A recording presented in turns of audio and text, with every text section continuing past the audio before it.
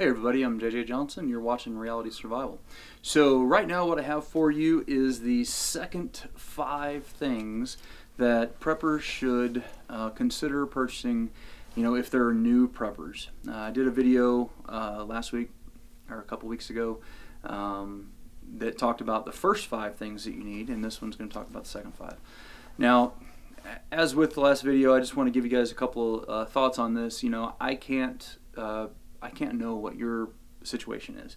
So you need to adapt this list to fit your situation, as best as possible. If you're down in Florida, that's going to be totally different than somebody who's up in Maine, So I'm just trying to give some generalized suggestions as kind of a guide for things to follow. And as I go through this series, probably 5 or 6 different videos, at the end of that, if you have all of these items, then you're probably going to be, prepared better than 90% of people in America, okay? I'm not saying that this is exactly the order that everything has to be in, and I'm not really talking about small items either. I'm not talking about EDC items and stuff like that. I'm really talking about bigger items, things to have in your house, things that you can put in your bug out bag, stuff like that. Kind of the more big ticket purchases, so to speak. Because it's really hard. It would be very difficult to get down into the very small stuff. The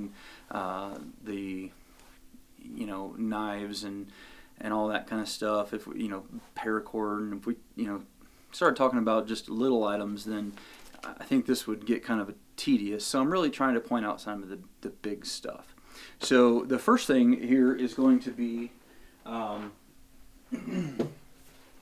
extra gas. Okay, so, and again, not in any particular order, but in this series of 5, one of the important things to have is going to be 20 to 25 gallons of gas. That's what I personally keep. I keep about 25 gallons of gas on hand, and I've got actually extra gasoline cans like this one that are empty that I could fill up if it looked like there was going to be, a crunch on gas or something like that. Now, the reason that gas is important is for a couple of reasons. One, if there is some kind of a crisis, gas seems like it usually is the first thing that gets, hoarded. Basically, people go and fill up their tanks and all that kind of stuff. We've seen this happen historically. So having some extra gas on hand is a good thing. The second thing is if there's a regionalized disaster in your area, if you've got enough gas to fill your tank up, so let's say if you normally keep it above half, which is a good recommendation, and then you keep another tank or so available, you will probably be able to pack all your stuff in your car and get outside of that regionalized disaster zone. Okay, that's the main purpose for why I keep gas here. If I can't go to a gas station because of gas lines or something like that, I want to be able to fill my tank up and head on out and get as far away as I can. Go to a relative's house or just get outside the disaster zone.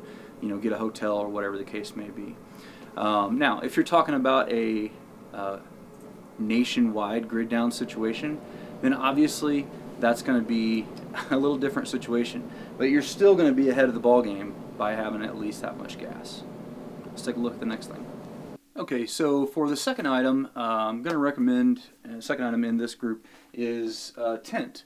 Now, the kind of tent that you get really is going to depend on your situation. If you're a single person and you don't have a family, then, maybe all you need to get is a really small, just one-man kind of bivvy tent, or something along those lines.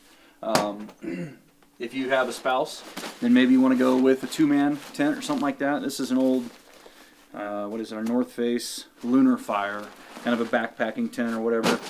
They make a whole lot lighter and more compact ones than that nowadays. The North Face Rock 22 is a pretty good tent as well. I did a review on that in the past. Or if you are a person with a family, then maybe you want to get something that's just a little bit bigger, like a 4 or 5 person dome tent or something along those lines.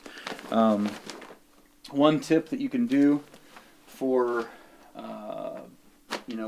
if you're in a situation where you have to end up bugging out, a big tent like this is pretty heavy.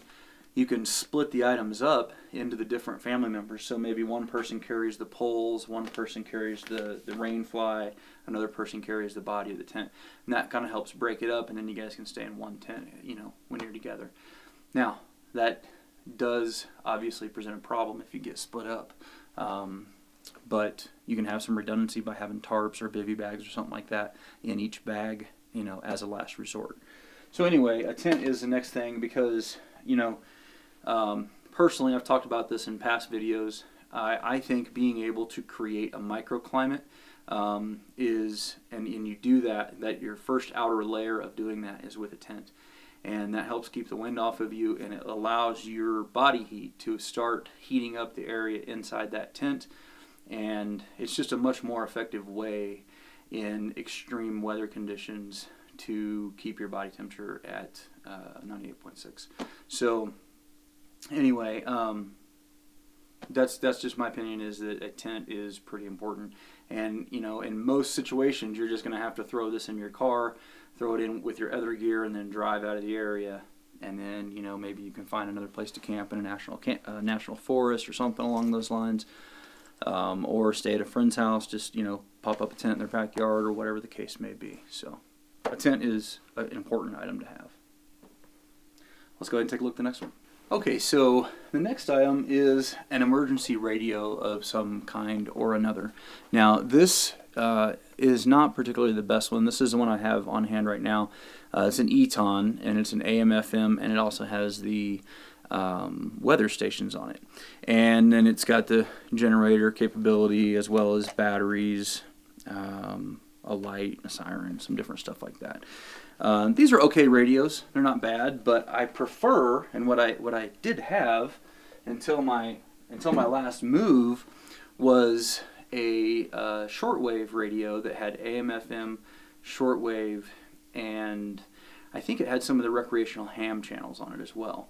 And I would definitely recommend looking into that kind of a radio. And the reason is that's going to allow you to collect intelligence on what's going on in the area, or what's going on outside the area. If it is a large-scale disaster that's affecting multiple regions in the area, you're going to be able to receive radio stations from a long ways away because of the different frequency bands that they operate on. You can hear stuff from different countries, or from other sides of the United States, or whatever the case may be. So it gives you the capability to gather some intelligence and kind of, help you increase your situational awareness and know what's going on around you. And that can be very, very important. So with that, let's go ahead and move on to the next thing. And I'll throw a picture in here of the one that I would recommend that you get as well. Okay, so for the third item in the list, or in this series, this section, is a good 12-gauge home defense shotgun. Now, this one is a CZ USA 612 home defense. That's the model. And, it's really pretty similar to an 870. It's like an 870 clone, if you ask me. But really, really smooth gun. I've done a couple of reviews on this in the past. If you guys want to check those out, I'll try to remember to throw some links in here in the description. And, this gun, I think I saw the Black Friday specials. They were going for like $229, which is ridiculous. I mean, it's super cheap, but normally you can get them under $300. But it holds 5+1. You can get a extension for the an extension tube for them as well. But this is just a great little home defense gun. This is also a pretty good bug out gun kind of thing if you needed to carry it with you. There are different kinds of what's the name for it? Like a sheath or whatever you can put on the side of your pack that you could put this gun down into, to carry, that kind of thing. A 12 gauge is just very versatile. You can hunt small game with it. You can hunt large game with it. Out to 100 yards with a slug. This is very effective at taking deer. Double-aught buck, and a little closer you can take deer with. So, this is a really good option. The one downside to a shotgun is that it's got a lower capacity. You know what I mean? So you may want to have some additional shells on the stock or on the fore end or whatever the case may be. and make several different accessories that you can do that with if you want. Anyway, great purchase, a good item to have. It's great for home defense. It's, you know, good in multiple situations. Now, the other thing that I would recommend with that is having a variety of ammunition to go with it. If you're going to use it for hunting, you definitely want to have some hunting ammo. You know, as far as birdshot goes, if you're looking for pheasant, maybe you're going to use some 6-shot or, you know, even 5s. If you're going to be going with deer, like I said, slugs or double-aught buck, and those are good for self-defense as well. And if you were going to go for waterfowl, then maybe you need to get some, you know, some 2s or, you know, some steel shot or something like that. Now, for home defense, what I prefer to use is the Winchester PDX-1, and that is kind of a combination of slugs and buckshot, and it's a pretty cool little round for home defense. And even, you know, any kind of tactical situation, I think it'd work well in as well. So anyway, 12 gauge or 20 gauge would either way, but a shotgun for home defense is the next item. So let's take a look at the next one on the list. Okay, so the next one on the list is a generator. Now, my generator is pretty good size. It's about, I think, 7,000 or so watts. So I can't really pull it in here for you to see, but I will try to throw a picture in here, something like that, of one that's similar, if not the one I have in my garage. You could get a big one like that, and the idea with a bigger generator is that you would be able to run many of the items in your home and make you more comfortable over a long period for a power outage or something like that. But you could also get a smaller one. You know, there's some smaller generators. Honda makes some small ones that are very quiet and that produce enough electricity to be able to run a couple of lights and a refrigerator. And those are a great option. And I've even been thinking about getting one of those, even though I already have a bigger one. The problem with a bigger generator, a louder generator, is that you're going to be attracting attention. But if you live in a neighborhood, a couple of years ago in 2008, we had some storms come through Omaha, and I was able to run 3 neighbors' refrigerators, plus my own house and my refrigerators and some lights and stuff in my house off of my one generator. So that was really cool, and it went a long way towards building goodwill with the neighbors and all that kind of stuff, because then all their, you know, food didn't get spoiled and everything. So there's trade-offs with bigger and, you know, smaller generators. Budget is another consideration as well, of course. But a generator is a very important item to have, I think, and it can you know, it can help you to be able to stay in your home, you know, through a wider range of situations where you might not otherwise be able to. So that is the number 4 on the list. I think that was 4, or was that 5? Anyway, it's the next one. Let's take a look at the next one on the list. Okay, so the generator was number 5. This is kind of just a bonus, and I'm just going to talk real quick about a get-home bag. Now, I've done a couple videos on a get-home bag and what I keep in mind, so I'm not going to really go over that here. What I'm going to say about a get-home bag is it's not a bad idea to get a backpack or some kind of a, you know, bigger bag and throw that in your car and just put in some items that'll make it easier, you know, to help you get home. Now, what items you put in that bag is going to depend on how far away you work from your house, right? So if you only work a couple miles from your house, you might not need a whole lot. Maybe you throw in a pair of sneakers and some extra socks and, you know, a little bit of water and, you know, a few items like that. Wouldn't be any big deal. Maybe some self-defense items, whatever the case may be. But if you live, you know, if you work 30 or 40 miles from where you live, then you might want to carry significantly more because it could take you longer to get home. Now, some people say, well, why do you need a bag to get home? Why don't you just drive home? Well, in some instances, it's possible that roadways could be blocked.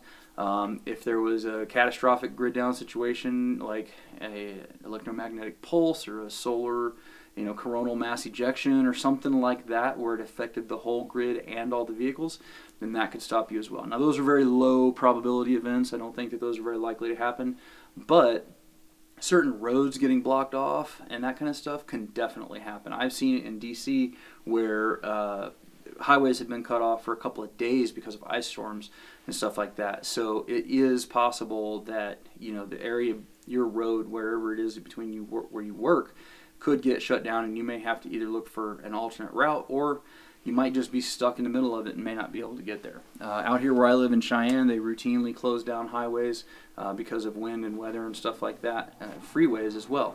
So there are possibilities that exist that could keep you from getting home, and having some kind of a get home bag in your car could be helpful. Anyway, guys, this has just been the second list. Keep following this series. We'll have additional videos in this that kind of go down the line on all the things that, the big kind of items that new preppers should be looking at. Now, if you're an established prepper and stuff like that, this is probably not, real helpful to you. But there's a lot of people who are just getting into it who have asked me about this over the years, and so I thought I'd try to finally put something together. As always, guys, I definitely appreciate it if you click the thumbs up button, if you subscribe, and don't forget to share it with your friends on Facebook, Twitter, and Google+. And don't forget to live the 6 Ps. Proper prior preparation prevents poor performance. Stay safe, guys.